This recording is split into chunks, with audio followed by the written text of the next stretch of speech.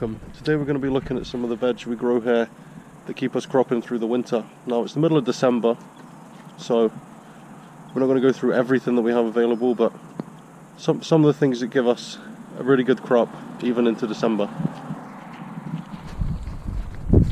One of the first ones for me is Kohlrabi. This is Kohlrabi here. Now it won't sit through the winter, mostly because the pigeons find it and eat it, same as all our brassicas.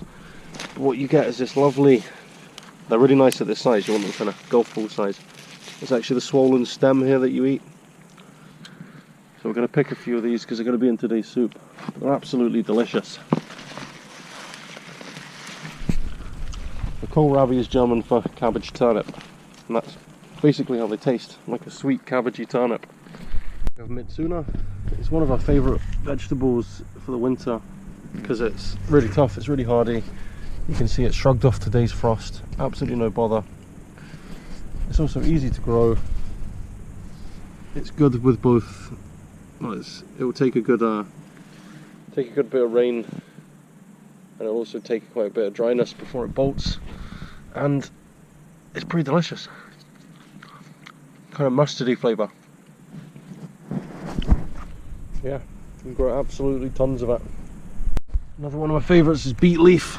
I mean, here we are in December. Just look at the crop still sat on it. Plenty of soups there. It's not quite as frost hardy, but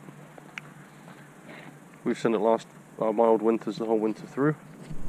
Very similar botanically to the beet leaf, is just a normal beetroot. But again, we're growing it for the leaf rather than the roots here, so we've got it planted quite densely, as you can see. The leaves are absolutely beautiful. If you want them fresh for salads, you want these younger, more tender leaves. But if you're putting them in soups or stews, or you're going to fry them first, you can just take these whole stems like that. They're really nice and crunchy and juicy. It's kind of like a celery texture with a really lovely beetroot earthy flavour. Another good one is kale. This is Nero di Toscana, black kale, and we grow them for these young tender leaves. Absolutely delicious raw, but you can just as easily let them grow a bit bigger and use them in soup.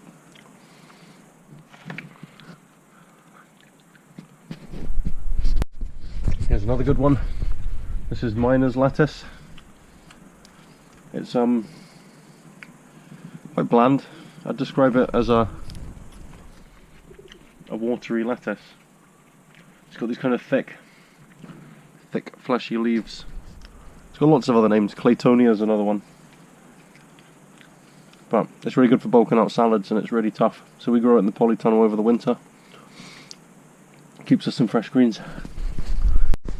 Another good one is peas. These peas were put a bit late, and we're not really going to get much of a crop before the frost hits them. But what you can eat these flowers. Just tastes a bit like peas. But if you find these shoots, let's see if I can find one. Here's one here. See that tender shoot there? It's got a few partially formed flower buds.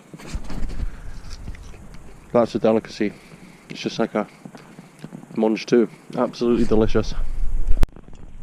Thanks for watching, and if you found that interesting or you want to know any more on the specifics of any of the plants, just leave it in the comments below.